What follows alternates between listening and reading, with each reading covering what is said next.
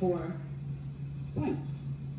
Yung kanina po, yung tungkol doon sa personal guilt, that was in the course of the questioning of the Honorable Gutierrez. So, paulit-ulit din pong sinabi ng dating mayor, ng dating pangulo, na yung pumatay mismo, yun ang may personal guilt. Totoo. Yung gunman, yung hitman, yung assassin, siya mismo ang pumatay. Siyempre, personal guilt na yan.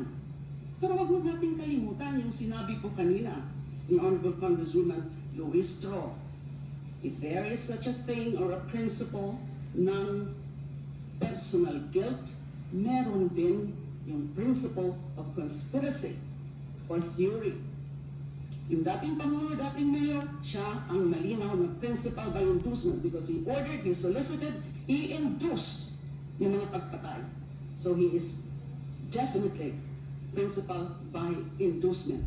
But sinunod kaya nagkaroon ng mga principals by direct participation.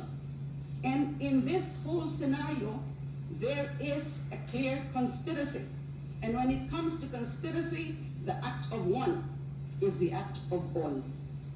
Yung ginawa ng isa, yung gunman, ay ginawa din yung nag-udyok sa kanya, yung principal by inducement.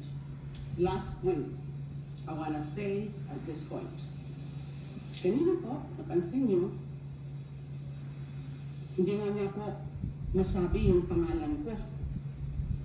Ayaw niya pong kilalanin kung sino yung dating Commission on Human Rights Chairperson. Sabi daw, again, nung tinatanong o dun sa mga punto ni Congresswoman Luistro, hindi niya kilala kung sino man yan, yung taga-CHR na yan.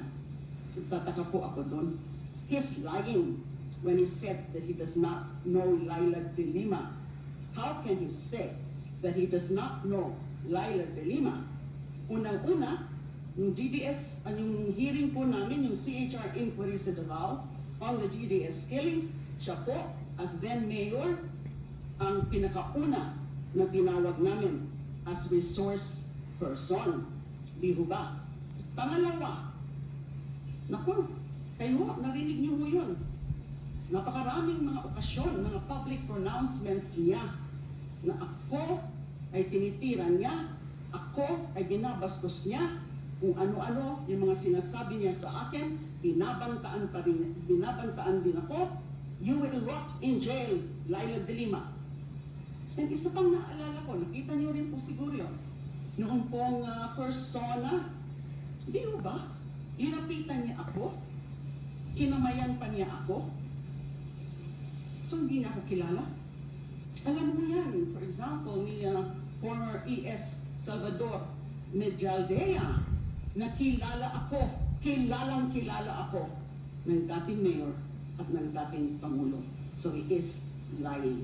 Maraming salamat po. Thank you, Senator. Iba na kasi doon niya kung yung kilala.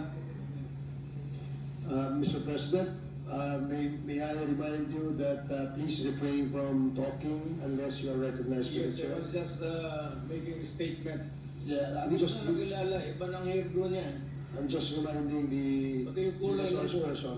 So the next to interpolate is Congressman Felix Junicio. You have 10 minutes. Thank you, Mr. Chair.